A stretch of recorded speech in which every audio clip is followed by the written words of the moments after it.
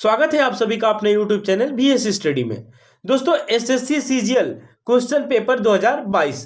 दोस्तों ये जो है एक्सपेक्टेड क्वेश्चन पेपर है जो एग्जाम पिछले हो चुके हैं और उन सभी एग्जामों में इस लगभग सारे प्रश्न को पूछा जा चुका है। और अभी जो एग्जाम यानी इसका जो लास्ट डेट है 13 दिसंबर, इसका लास्ट डेट है 13 दिसंबर।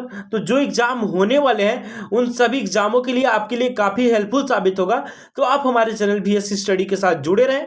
अगर आप हमारे चैनल पे नए हैं तो एक बार हमारे चैनल को सब्सक्राइब करना बिल्कुल ना भूलें, बेल आइकन जरूर दबा दें हमारे नए नए वीडियो से अपडेट रहने के लिए। तो दोस्तों बारी बारी से डिजर्व करते देखते हैं। तो दिया है आज पहला क्वेश्चन है 11वें पंचवर्षीय योजना का उद्देश्य क्या था। दोस्तों जो 11वीं पंचवर्षीय योजना थी उनका उद्देश्य था समाविष्ट आर्थिक वृद्धि, जिनका कार्यकाल था 2007 से 2012। तो इसका सही आंसर हो जाएगा समाविष्ट आर्थिक वृद्धि, और कार्यकाल अगर पूछेगा तो 2007 से 2012। अब बढ़ते हैं अगले क्वेश्चन की तरफ।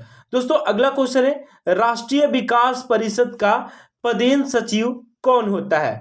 दोस्तों राष्ट्रीय विकास परिषद जो है उसका पदेन सचिव होता है नीति आयोग का सचिव। नीति आयोग का सचिव जो होता है राष्ट्रीय विकास परिषद का पदेन सचिव होता है। अब बढ़ते हैं अगले क्वेश्चन की तरफ। अगला क्वेश्चन है सरदार सरोवर बांध परियोजना किस नदी पर है। दोस्तों अगर आपसे पूछे कि सरदार सरोवर बांध परियोजना किस नदी पर है तो आपका सही आंसर होना चाहिए नर्मदा नदी। यानी जो सरदार सरोवर बांध है वो नर्मदा नदी पर स्थित है। अब बढ़ते हैं अगले क्वेश्चन की तरफ।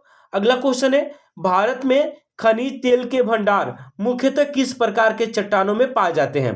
दोस्तों जो भारत में खनिज तेल के भंडार है मुख्यतः अवसादी चट्टानों में पाए जाते हैं। तो इसका सही आंसर हो जाएगा अवसादी चट्टान। अब देखते हैं अगला क्वेश्चन।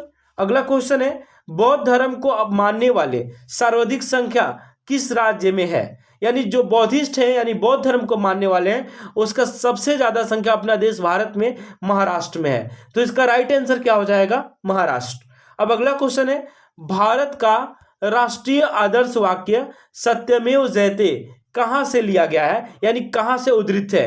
तो दोस्तों ये जो सत्यमेव जयते हैं ये मुंडकोपनिषद से लिया गया है। तो इसका राइट आंसर हो जाएगा मुंडकोपनिषद। अब बढ़ते हैं अगले क्वेश्चन की तरफ।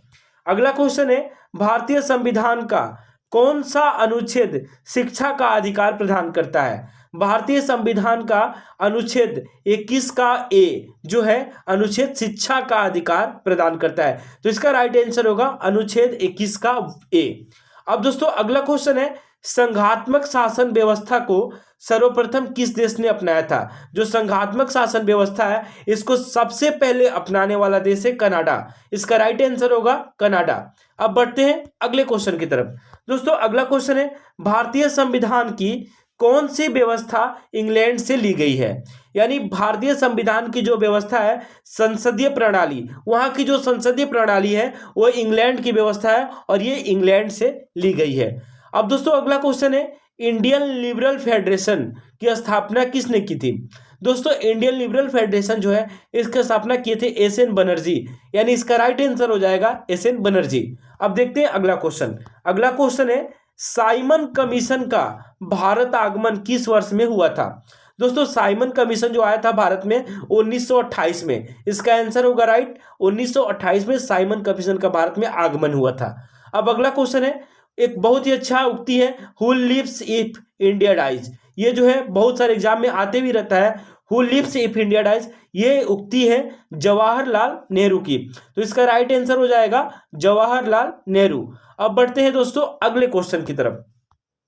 अगला क्वेश्चन है रामचरितमानस के लेखक तुलसीदास किसके शासन काल से संबंधित थे। यानी जो रामचरितमानस के लेखक है तुलसीदास इनका संबंध था अकबर के शासनकाल से। उस समय अकबर का शासनकाल था और उस समय ये मानस रामचरितमानस के रचयिता भी थे और इन्होंने रामचरितमानस लिखा था तुलसीदास ने। अब बढ़ते हैं अगले क्वेश्चन की तरफ। अगला क्वेश्चन है वस्तुओं का आवेशन किसके स्थानांतरण के फलस्वरूप होता है। दोस्तों वस्तुओं का आवेशन जो होता है वो इलेक्ट्रॉन के स्थानांतरण के फलस्वरूप होता है। तो इसका राइट आंसर हो जाएगा इलेक्ट्रॉन।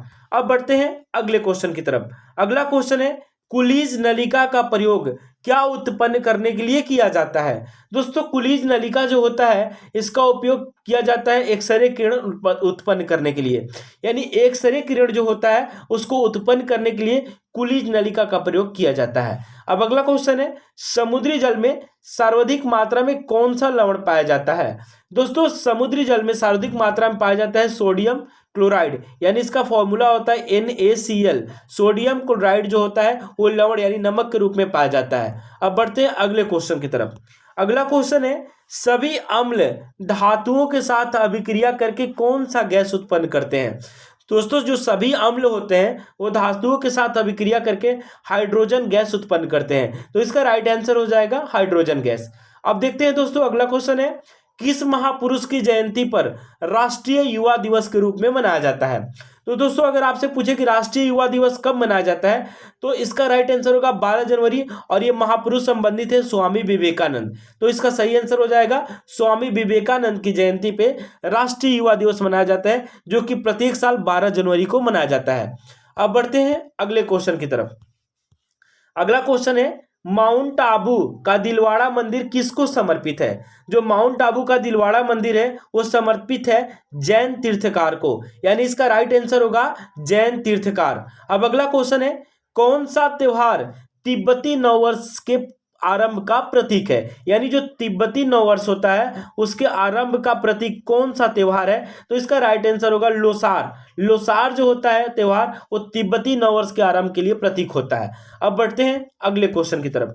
दोस्तों अगला क्वेश्चन है, पोंगल किस राज्य का प्रमुख त्योहार है? दोस्तों ये भी क्वेश्चन आते रहता है पोंगल, तो दोस्तों पोंगल जो है वो तमिलनाडु का प्रमुख त्योहार है, यानी ये त्योहार को तमिलनाडु में सेलिब्रेट किया जाता है। अब अगला क्वेश्चन है, ये बहुत ही मोस्ट इंपोर्टेंट क्वेश्चन है, हरिप्रसाद चौरसिया किससे संबंधित है? तो दोस्तों जितने भी वाद्य यंत्र है इससे संबंधित या रिलेटेड क्वेश्चन आपको याद कर लेना है, लेकिन जो हरिप्रसाद चौरसिया है इनका संबंध है बांसुरी वादक, यानी ये बांसुरी वादक है और इनका संबंध बांसुरी से है। अब बढ़ते हैं अगले क्वेश्चन की तरफ। अगला है, शिव कुमार शर्मा किस वादन के लिए प्रसिद्ध थे? दोस्तों ये भी क्वेश्चन आया था, शिव कुमार शर्मा का जो संबंध है संतूर से है, यानी इसका राइट आंसर हो जाएगा संतूर। शिव कुमार शर्मा संतूर वाद्य यंत्र के लिए प्रसिद्ध है। अब अगला क्वेश्चन है, भारतीय पुनर्जागरण के आंदोलन के पिता कौन थे? तो दोस्तों भारतीय पुनर्जागरण के आंदोलन के पिता थे राजा राम मोहन राय, तो इसका राइट आंसर हो जाएगा राजा राम मोहन राय। तो दोस्तों ये था हमारे वीडियो से रिलेटेड क्वेश्चन। ऐसे हमारे वीडियो के साथ बने रहने के लिए आपको बहुत बहुत धन्यवाद। Thanks for watching my video.